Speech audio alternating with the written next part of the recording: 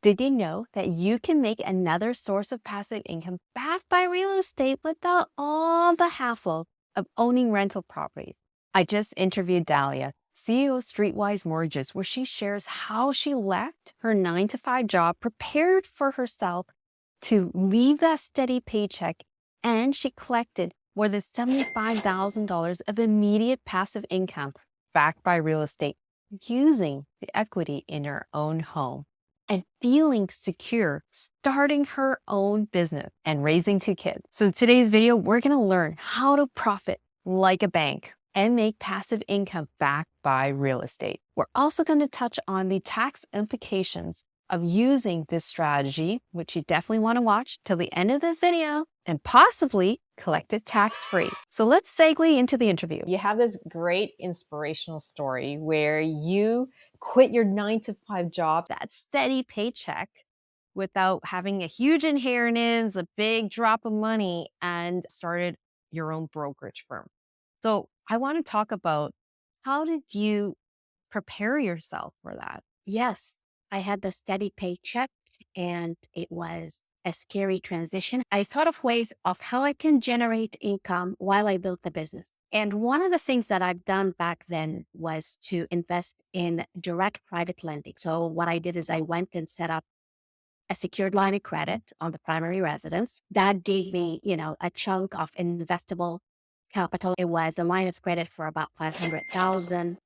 The rates back then on line of credits were at 3.5%. Mind you, as much as the rates were low, this strategy is implementable today because it's all relative. Like the yields on private money have gone up as well. So I set up a line of credit for 500,000. The rates were at about 3.5%. I said, okay, how can I take this money, put it into an asset-based investment that will give me repeatable cash flow while I build up the business? So I took the 500,000, divided it into 5 private mortgages. And private mortgages are loans against properties, either a first mortgage or a second mortgage. Back then, I was willing to take a higher risk. So I put that money in 5 private second mortgages at 15%. So my interest income every month was $6,250. And I was paying the bank on the line of credit $1,400 a month for the interest of the line.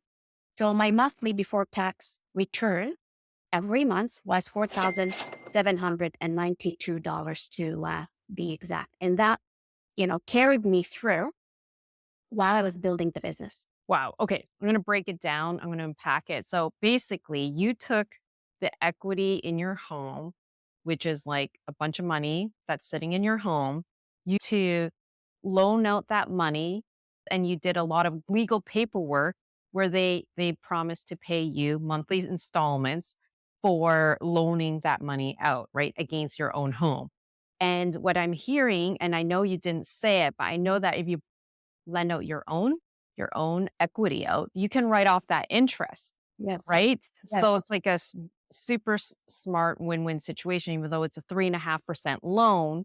With inflation, with the tax write-offs, it's actually a very cheap loan. And Yeah. you're actually getting monthly payments to subsidize you transitioning from a 9 to 5 job. You were getting a steady paycheck. Yes, in a way, it was a steady paycheck through this investment vehicle. These were borrowers, investors who were looking for private money to, do things in real estate, flip properties, renovate properties. And I still did my diligence on these deals and did all the paperwork. There's a misconception about private money. Like when people hear private money lending, they think, oh, this is for the rich person.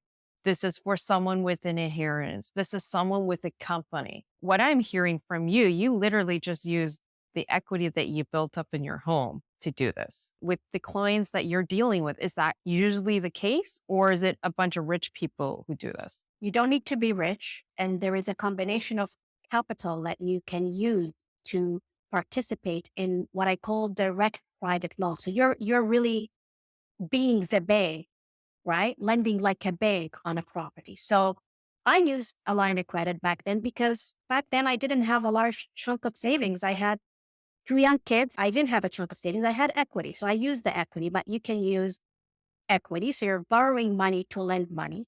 You can use RSPs, registered funds, TFSAs, LIRAs, RIFs. But when you use registered money and you lend, you get the interest in that account tax free. You can combine a line of credit with a registered account and even cash. So that's how you put capital together to participate in such an investment. And back in the days, I just used a line of credit, but I've done it with registered funds, non-registered cash, line of credits, you name it. It's just another way of creating cash flow other than the regular buying some stocks and collecting passive income from holding on to stocks or collecting rental income from a cash flowing rental property. You did it by lending the money out and it's secured against a home or a bunch of properties.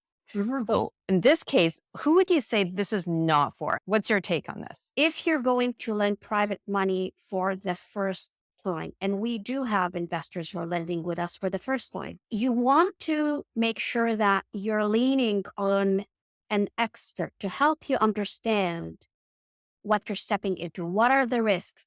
How are they doing the homework on the deal? You need to be aware of what you're stepping into to make an informed decision. And as long as you have an expert by your side guiding you, then I wouldn't shy away from doing private loans, but I would be more conservative in terms of what I lend on as a first timer. For example, I wouldn't take 200,000 and put it in a deal, right?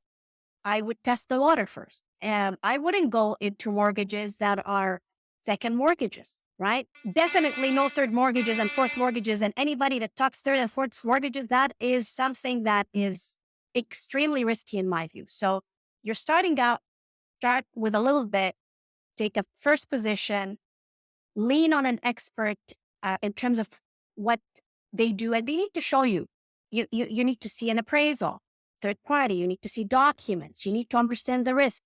But I wouldn't say this is for someone and is not for someone else. The one who's starting out needs to take all of these things into consideration. That's actually a good way, as long as you find someone that can hold your hand, which is what you're saying, and who could guide you through the steps and actually be very frank about the risks. But at the end of the day, it's against a tangible asset, which is quite different from, from all the other alternative investments I've seen that collects monthly passive income that are at a higher yield. So I'm just curious, like what kind of yields, what kind of like type of passive income? So you were saying you lent out $500,000 and you were collecting like net $4,000 because you only have to pay off the interest. You don't have to pay off the principal. So then is that typical or are you seeing higher because inflation rates are much higher now than in the past? On a first mortgage, with private money, when you lend private money, your opportunity to earn income comes in multiple forms. One, through the interest on the loan, right? And then two, through what's called a lender fee. You actually get paid a fee for lending the money. It's like a bonus. And three, sometimes on renewals of these loans. So on a first mortgage in today's market, you're looking at rates anywhere from, I would say, 9 to 11% on a first mortgage. And then you can make anywhere from 1 to 3% on top of that in a fee, in a bonus. On a second mortgage, you're generally starting at 12 and it can go to 15, 16. But I always tell my clients it's risk return. Don't just go by the double-digit returns. And this is where it's important to understand the risk. Back then, I was 30-something. I was, ready to build this business. I didn't have the patience to put it into a rental property and accumulate $200 here and $300 there and do a buy, renovate, refinance. Like I wanted to get out and, start earning in an asset-based format, right? So I chose that vehicle. But I was invested in second mortgages and I was using borrowed money to invest in second mortgages. So that obviously increases the risk, but I had the appetite for it and I was prepared for the worst case situation. So everybody is different. So the returns are what I just said, first and second mortgages. When you talk about third, fourth mortgages, you're going to see crazy numbers and don't even go there. Don't go there. Dalia, if someone had, so when it comes to like taxable income, is it just declared as income if it's outside a registered fund? Yes, it's declared as interest income. If you wanted the money back, you got to wait for the person who gave out the loan first, which is the first mortgage. And then if you loan out the second mortgage, you get the second place. Let's get to your situation here. You're saying you were collecting like net 4,000 plus the lender's fee, and you were in the second mortgage position. So second place in terms of the loan. What was your biggest win from doing all this? And what's your biggest loss? Because if you've been doing this for years, I mean, not everyone wins doing this every single time. So we got to be like, let's be transparent. What's the biggest win? What's the biggest loss out of this whole thing? So my biggest win is out of every deal that I've done, I have not lost money. I can proudly say that.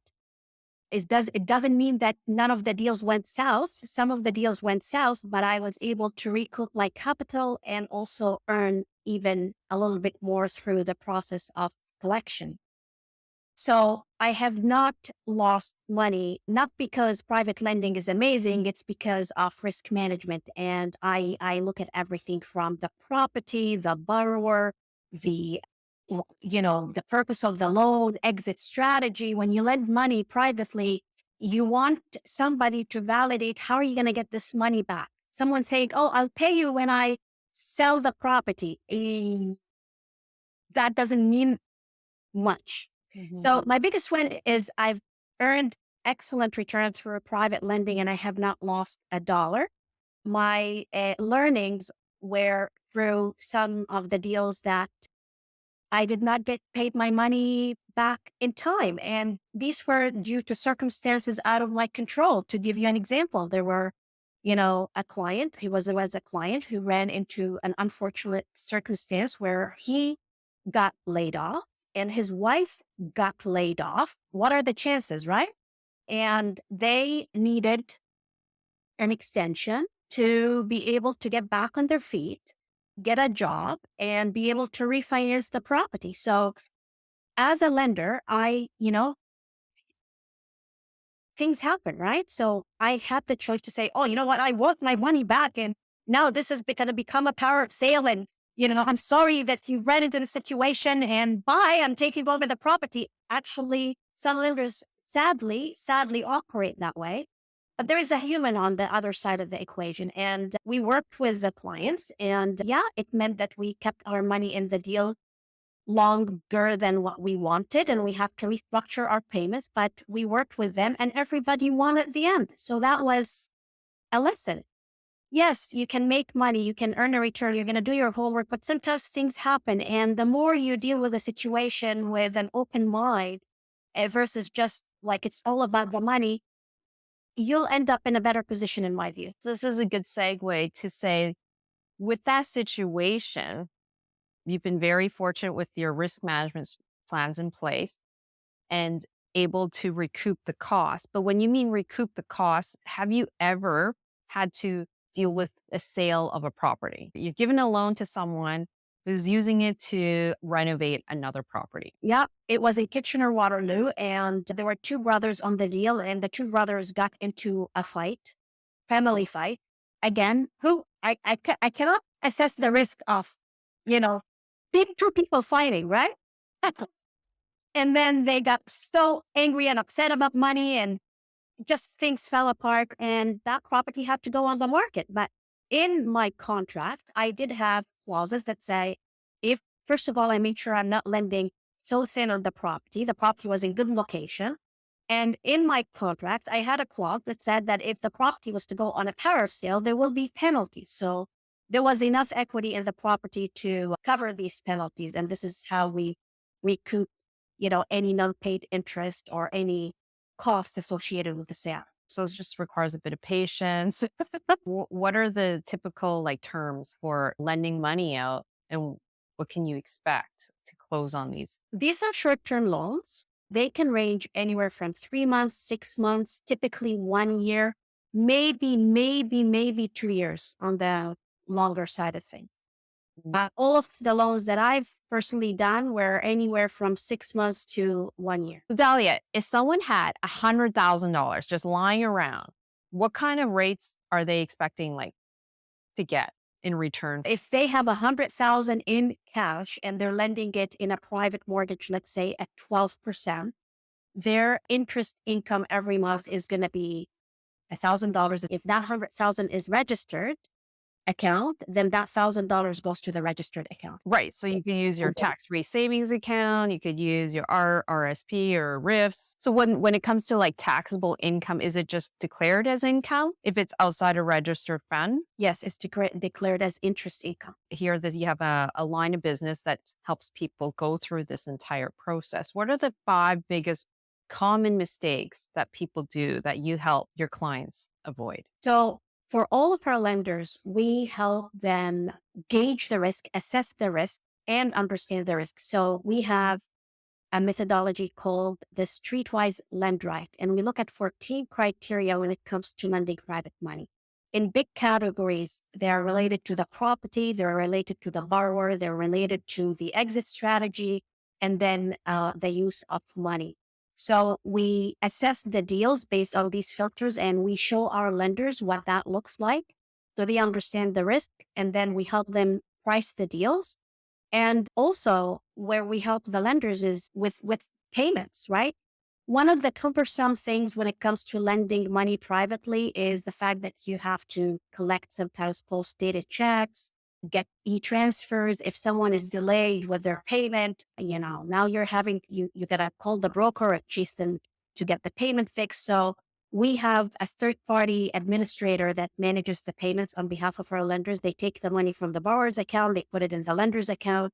They give them a statement every quarter of how things are going so that they can report back to their accountant. So these are the things that we do on behalf of our lenders: diligence, extensive diligence, and also administration of the deals. And we, of course, want to understand their goals, right? I have clients who say, Dalia, you know what? I have $300,000 or $200,000. It's coming from my RSPs. It's coming from my line of credit. It's coming from some cash. Help me understand what's the best way to allocate this money based on my goals, my risk appetite, and also if I am to use registered money, how can I do it? We also help set that up. A lot of hand holding versus just here is a deal, and you're going to make 20% return, and that's not how we do it. It's according to your clients' goals. That's really important, and the risk appetite. But how about the other side of it? In terms of assessing the person who needs the money, what's their character like? How is someone like me who's going to make that loan going to get my money back? I'm worried, what if the market changes? What if recession happens? I would love to just touch on that. So one of the things we do is we validate the exit strategy for the person who's borrowing the money. So someone says, Dalia, I want a first mortgage on this property, and okay, we're not going to exceed 80% of the value. First of all, we don't go thin on loans. So we leave a cushion. That's number one. Number two, we validate their exit. So they come to us and say, I'm going to renovate this property and I should be able to refinance and pay back this loan. And we say, okay, great plan. However, let's actually run the numbers on our end to make sure you will get 80%, to make sure you will be able to refinance. That is something we validate. We don't just take the word for it. Because we come from an institutional lending background, meaning we work heavily with the banks and the traditional lenders, and then we grow our private money practice, we operate with that philosophy. We know how to run these numbers. So if a loan is happening here on the private side, we want to make sure we're going to be able to take it over here. Where some private lenders, they don't have that skill set to validate that exit. So that's how we reduce the risk. Obviously, markets can change, things can happen. It's not about making the risk zero. It's all about what are we doing to mitigate the risk and increase the chances of you getting your money back as a lender through the work that we do in the exit strategy. And obviously not lending in third and fourth position or even second position at high loan to values. The maximum I would do is 80% of its value. Which is basically what banks do. So you become the bank, you profit like the bank, and you're just using the money in your house as a bank. And you get to write off the interest, right? By doing that. That's one way of doing it. The type of private lending we're talking about is secured by real estate. There are loans on the street that are called promissory notes, where lenders lend at much higher returns without securing it against anything. And that is not the same as private mortgages. I want to clarify that. That is a very much riskier type of loan. And if things go south, there is no property to go after. You have to go to court to collect your money. And it's all going to depend on whether or not that borrower has enough assets to pay you. So just a distinction there between what's called a promissory loan and a private mortgage. These are two different things. Glad that you clarified that. We won't venture in there. I think just keep it simple. Basically, you're providing a vehicle where you can loan out your money, like security against your own home, against another home, whether that's whoever needs to flip a property or renovations. They need a short-term bridge, like they're about to buy a place, but they need this short-term loan until they get the financing straightened out. There's a lot of details behind this, but that's why you're offering a free mini course on this. Download, if you're really interested, check out the mini course. Check out the link below. It's a mini course to inform you about what private lending is all about. What are the risks? What should you look for? Some examples of the returns that you can earn. If you're interested in exploring, digging a little bit deeper, that's what this course is going to help you. If you guys have any questions, contact Dalia at info@streetwisemortgages.com, and for sure, download her free mini course on private money lending just to see another vehicle to grow passive income. Why not make money while you sleep?